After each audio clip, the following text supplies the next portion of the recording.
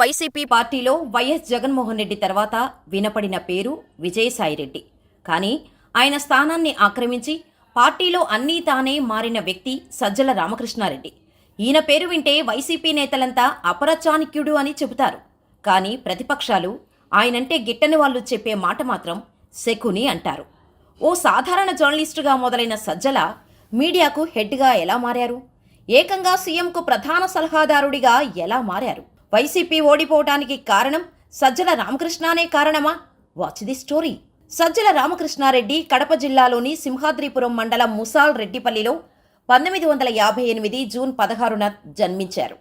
తండ్రి సజ్జల సుబ్బారెడ్డి, తల్లి పార్వతి. వైఎస్ జగన్ ఇలాకా అయిన పులివెందులలోనే సజ్జల స్కూలింగ్ కంప్లీట్ చేశారు. సజ్జలకు 2 అన్నయ్యలు, 1 అక్క ఉన్నారు.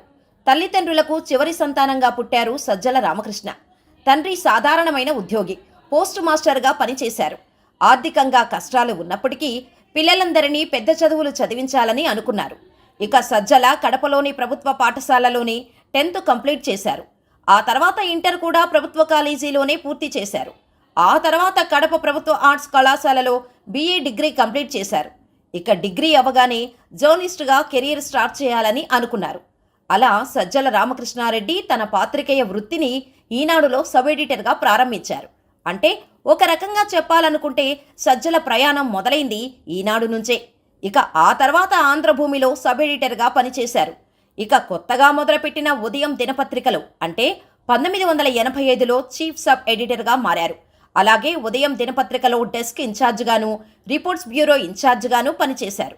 అయితే సజ్జల ఎక్కడ పనిచేసినా అతని మార్కు చాలా క్లియర్గా కనిపించేది. అయితే ఉదయం దినపత్రిక మూతపడిన సమయంలో ఉద్యోగ సంఘాన్ని వెనక ఉండి నడిపించింది కూడా ఆయనే అంటారు. ఉదయం ఉద్యోగాల సంఘానికి ఒక రకంగా ఆయన సలహాదారుగా పనిచేశారు. పైకి మాత్రం చాలా సున్నితంగా కనిపించేవారు, కానీ వెనకుండి అంతా నడిపించింది మాత్రం సజ్జల అని చెబుతారు. ఇక ఉదయం మూతపడిన తర్వాత సజ్జలకు ఉన్న కాంటాక్ట్స్తో గ్రానైట్ వ్యాపారం మొదలుపెట్టారు. అలా ఓ పక్క గ్రానైట్ వ్యాపారం చేస్తూనే దూరదర్శన్కు కొన్ని టీవీ సీరియల్స్ కూడా తీశారు. ఇదిలా ఉండగా వైఎస్ జగన్ 2014లో సాక్షి దినపత్రికను ప్రారంభించారు. దానికి సజ్జల రామకృష్ణారెడ్డి ఎడిటోరియల్ డైరెక్టర్గా పనిచేశారు. ఇది సులభంగా ఏమీ జరగలేదని అంటారు సజ్జల గురించి తెలిసిన వాళ్ళు. సజ్జల జర్నలిస్టుగా ఉన్నప్పుడే జగన్మోహన్ రెడ్డి కంటిలో సజ్జల పడటం, ఆ పరిచయం కాస్త ఫ్రెండ్షిప్గా మారింది. సాక్షిని మొదలుపెట్టినప్పుడు ఎడిటోరియల్లో ఖచ్చితంగా అన్నీ తెలుసుకున్న వ్యక్తులే ఉండాలని జగన్ అనుకున్నారు.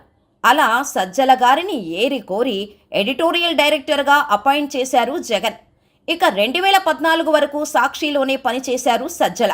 వైఎస్ఆర్ కాంగ్రెస్ పార్టీని స్థాపించిన తర్వాత రాజకీయాల్లో కీలక పాత్ర పోషించటం ప్రారంభించారు సజ్జల. ఓవైపు సాక్షి ఎడిటోరియల్ డైరెక్టర్ బాధ్యతలు నిర్వహిస్తూనే మరోవైపు వైసీపీ రాజకీయ సలహాదారుగా, వైఎస్ జగన్ రాజకీయ సలహాదారుగా పనిచేస్తూ వచ్చారు. 2019లో వైసీపీ అధికారంలోకి వచ్చిన తర్వాత సాక్షి మీడియాకు senior journalist K Ramachandramurthy editorial డైరెక్టర్గా అపాయింట్ అయ్యాక సజ్జల పూర్తిగా సాక్షి నుంచి తప్పుకున్నారు. అయితే సజ్జల రాజకీయ ప్రస్థానం మొదలు కావటానికి ముఖ్య కారణం వైఎస్ రాజశేఖర్ రెడ్డి అకాల మరణమని చెబుతుంటారు. ఆయన మరణం తర్వాత వైఎస్ జగన్కు కీలక సమయాల్లో సలహాలు ఇవ్వటం మొదలుపెట్టారు. అలా జగన్కు మరింత దగ్గరయ్యారు సజ్జల. వైఎస్ మరణానంతరం జగన్ జైలులో ఉన్నా బయట ఉండి అంతా నడిపించింది సజ్జలనే. చివరికి 2019లో వైసీపీ అధికారంలోకి వచ్చాక వైఎస్ఆర్సీపీ రాజకీయ కార్యదర్శిగా, ప్రధాన కార్యదర్శిగా, రాజకీయ వ్యూహకర్తగా పనిచేశారు. వైసీపీ అధికారంలోకి వచ్చిన తర్వాత ఆయన ప్రభుత్వ సలహాదారుగా నియమితులయ్యారు. అదే సమయంలో వైఎస్ జగన్ రాజకీయ కార్యదర్శిగా కూడా పనిచేశారు. ఇక వైసీపీ అధికారంలోకి రాగానే తెలుగుదేశం పార్టీ పైన, ఆ పార్టీ అధినేత చంద్రబాబు పైన తనదైన రీతిలో విమర్శలు గుప్పించేవారు. అయితే ప్రభుత్వ సలహాదారుడి స్థానంలో ఉండి రాజకీయాలు మాట్లాడవచ్చా, ఓ రాజకీయ పార్టీ తరపున వకాల్తా పుచ్చుకొని మాట్లాడవచ్చా అనేది వివాదంగా మారింది. అయినప్పటికీ సజ్జల వెనక్కి తగ్గలేదు.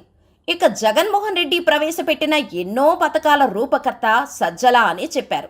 జగన్ని టార్గెట్ చేయాలి అంటే ముందు సజ్జలని పడగొట్టాలని పసిగట్టిన ప్రతిపక్షాలు సజ్జల టార్గెట్గా విమర్శలు మొదలుపెట్టారు. షాడో సీఎం అని కూడా అనేవారు. ఇదిలా ఉండగా టీడీపీ కార్యాలయాలపై వైసీపీ కార్యకర్తలు దాడి చేసినప్పుడు మొదటిసారిగా మీడియాను అడ్రస్ చేసింది సజ్జల రామకృష్ణారెడ్డి. టీడీపీ నేత పట్టాభి చేసిన వ్యాఖ్యలపై విరుచుకుపడ్డారు. ఆ వ్యాఖ్యల పట్లే దాడులు జరిగాయని అన్నారు. ఇక రాష్ట్రాన్ని నడిపించింది జగన్ కాదని, జగన్ని ముందు నిలబెట్టి వెనకుండి నడిపించిందంతా సజ్జల అని ఎన్నో విమర్శలు వచ్చాయి. దీనికి తోడు సచివాలయంలో ఆర్థిక మంత్రి కానీ ఉన్నతాధికారి కానీ కనిపించరు, కానీ సజ్జల రామకృష్ణారెడ్డే కనిపిస్తారని ఏపీ ఉద్యోగ సంఘాల నాయకులు సైతం అన్నారంటే అర్థం చేసుకోవచ్చు వైసీపీ పాలనలో ఆయన ఏ మేరకు చక్రం తిప్పారో అని. ఉద్యోగుల పీఆర్సీ విషయంలో రాష్ట్ర వ్యాప్తంగా ఆందోళనలు రేగినప్పుడు ఆ బాధ్యతను సజ్జలకే అప్పగించారు జగన్. అయితే సీఎం, మంత్రులు దగ్గరుండి తీసుకోవాల్సిన నిర్ణయాలలో సజ్జలను తీసుకొచ్చి పవర్స్ అన్నీ ఆయన చేతిలో పెట్టడంతో సజ్జలతో పాటుగా వైసీపీ గవర్నమెంటుపై వ్యతిరేకత వచ్చింది. దానికి ముఖ్య కారణం ఉద్యోగులతో సజ్జల బిహేవ్ చేసిన విధానమే. సజ్జల సలహా వల్లే ఉద్యోగుల పీఆర్సీ విషయంలో జగన్కి ఉద్యోగుల మధ్య గ్యాప్ వచ్చిందని అంటారు.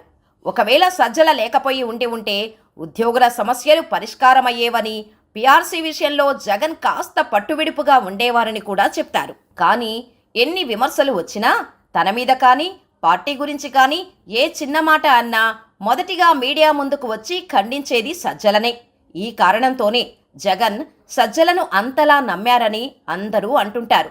కానీ సజ్జలను నమ్మటం వల్లే వైసీపీ అధికారంలోకి రాలేదని కొందరు విశ్లేషకులు చెబుతారు. ఇక వైసీపీ హయాంలో టీడీపీ నేతలపై విరుచుకుపడ్డ ప్రతి ఒక్కరిని టార్గెట్ చేసింది కూటమి ప్రభుత్వం. అందులో భాగంగానే పోసానిని అరెస్ట్ చేశారు. పోసాని స్టేట్మెంట్ ఆధారంగా ఇప్పుడు సజ్జలను, అతని కొడుకు సజ్జల భార్గవ్ని అరెస్ట్ చేసేందుకు రంగం సిద్ధం చేసినట్టు తెలుస్తోంది. పోలీసుల కస్టడీలో ఉన్న పోసాని స్వయంగా తనకు తాను అనుకొని కావాలని చంద్రబాబు, పవన్ కళ్యాణ్ల మీద అలా మాట్లాడలేదని సజ్జల రామకృష్ణారెడ్డి, ఆయన కుమారుడు సజ్జల భార్గవ్ రెడ్డిలు సూచించిన స్క్రిప్టు ప్రకారమే చంద్రబాబు, పవన్ కళ్యాణ్, వారి కుటుంబ సభ్యులు కమ్మ సామాజిక వర్గం మీద ప్రెస్ మీట్లు పెట్టి మాట్లాడటం కానీ, సోషల్ మీడియాలో బూతులు తిట్టడం కానీ చేశానట్టు వాంగ్మూలం ఇచ్చారు. వారిచ్చిన స్క్రిప్టు ప్రకారమే విద్వేషాలు రెచ్చగొట్టేలా మాట్లాడానని పోలీసులకు ఇచ్చిన వాంగ్మూలంలో తన నేరాన్ని అంగీకరిస్తున్నట్టు పోసాని చెప్పారు.